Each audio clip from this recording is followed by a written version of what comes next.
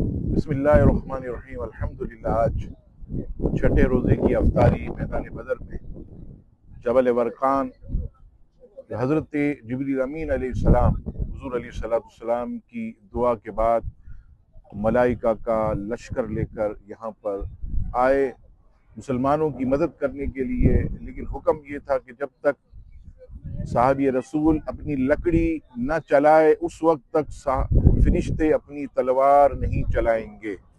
یہ بہت بڑا لشکر حضرت جبریل علیہ السلام کی قیادت میں پیچھے آپ پہاڑ کی زیارت کر رہے ہیں، وہاں حاضر ہوا اور نبی پاک علیہ السلام سے اجازت لی۔ حضور علیہ السلام نے اجازت دی تو میدان بدر میں یہ ملائکہ کی جماعت اللہ تبارک و تعالیٰ کے کرم سے بعض نے 5000 بعض نے 10,000 فرشتوں کی تعداد لکھی، جنہوں نے مسلمانوں کی بھرپور مدد کی۔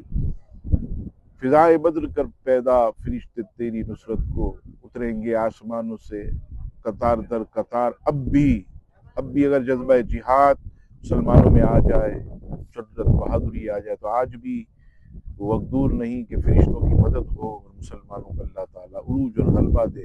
اللہ تعالیٰ اس مقام کے صدقے تمام مسلمانوں کے کھوئے ہوئے وقار کو واپس عطا فرما دے، اسلام کو بلندی دے اور مسلمانوں کو خوب ترقیاں عطا فرمائے، آمین۔ السلام علیکم ورحمۃ اللہ وبرکاتہ۔ اللہم صلی علی سیدنا